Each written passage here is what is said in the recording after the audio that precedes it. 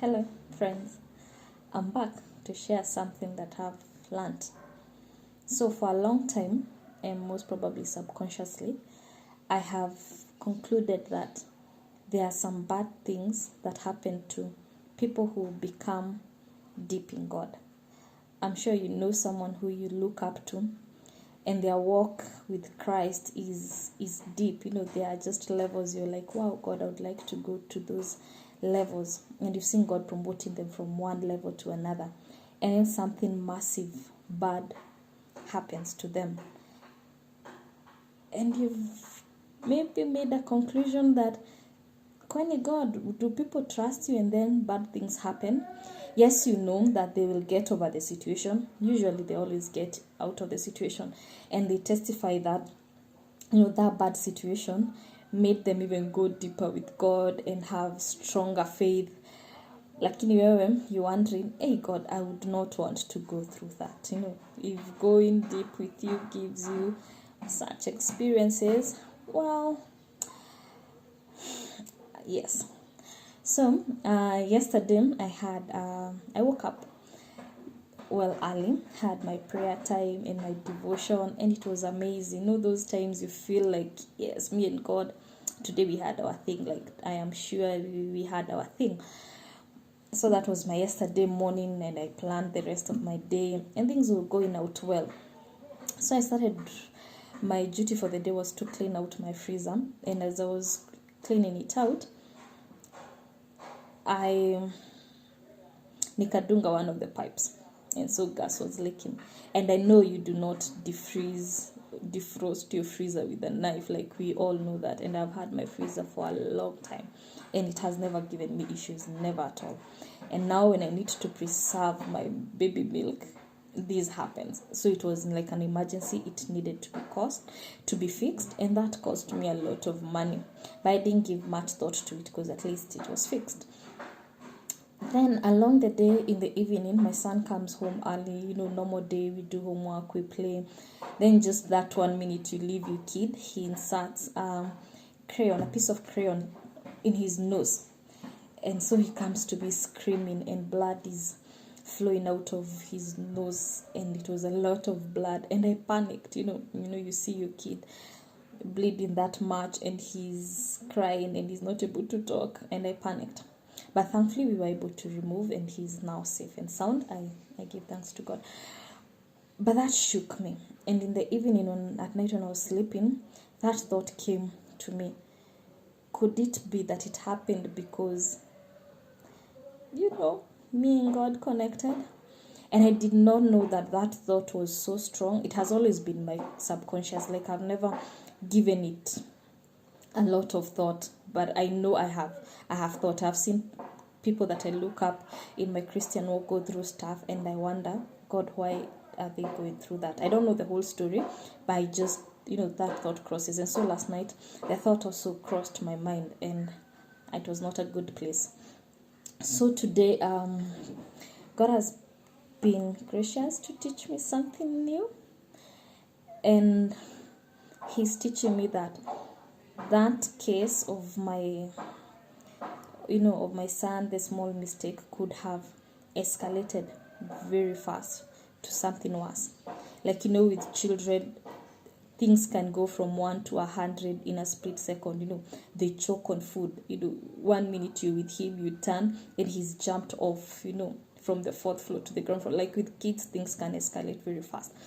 But God kept him. God protected him. God prevented it from getting to the 100. Also, when my husband was coming home in the evening, he had a minor accident. Those small ones where you just go to the garage and it is fixed. And God was telling me, you see that? It could have escalated. It could have been worse. We've had people who, you call 1 minute, they are leaving, they are going to travel to, a small car distance, and 5 minutes later they're involved in an accident, and that's it. Like, things can move from 0 to 100 very fast. And God was telling me He protected them. He kept them. And my challenge was, I have judged God based on what I have seen him do in other people's life, and I've forgotten what he has done for my life. And God has kept me. God has blessed me immensely. Like, I can count my blessings, and not just the big ones, but the small ones. The breath, the being able to go to work and coming back, having food on your table, having shelter, being able to clothe my children, just the gift of having a good family, the gift of just being happy, experiencing love and joy, good friends. Your siblings are safe, your siblings are doing well, your parents are doing well, they are not sick, you don't have a sick relative in hospital. Like, there are so many miracles that God has done for me, and I'm sure for so many of us.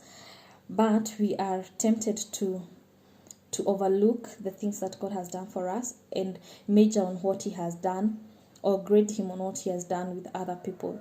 Yet sometimes we don't even know we don't know the full story of what was happening to in their situation. And so the challenge to me today has been, can I grade God on what he has done for me, and not in comparison to what someone else has done? That he wants to be a personal God. Like, I can personalize a personalized God, that he is not God to olive in regard to what he did to person A or to person B. Yes, that worked for their faith, but I didn't have to be who God is, because I don't know the whole story. So God is challenging me, and I want to challenge you too. Can we rate him based on what he has done, and not for us, and not what we've had in short story or long stories of just observed, or the misconception and miscommunication that we have received from other people? Yes, let him be God. Have a scorecard for who God is to you. Rate him as the God he is to you. He has, for me, I can testify that he has been faithful. Yes, things have gone wrong. Yes, I've had bad situations, and probably we have gone through it, and I have learned from it, and he has carried me through even in the painful situations. And so I can call him a healer because he has healed. I can call him a provider because he has provided. I can call him a protector because he has protected me. I can call him my God because he has been my God. So don't be afraid to commit. So my challenge is, I'm not afraid to commit my life to him, my family to him, my salvation to him, my children, my husband, my business, my wealth, my family, my future. He is a keeper. He can keep what we give to him. The Bible says that the name of the Lord is a strong tower, and the righteous run to it, and they are safe. Don't run away from him, consciously, subconsciously. Run towards him. Run. He can keep you. He can protect you. He is able. Your pastor is sick, that means that God cannot heal you. Your colleague at work has lost their mom, and she's the one who leads prayer, that means you're also going to lose your mom. He's a personalized God. Everyone will go through their stuff, their challenges, but he will heal.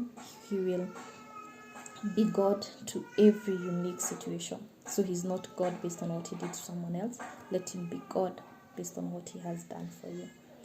Be blessed and have a beautiful day with your personal God.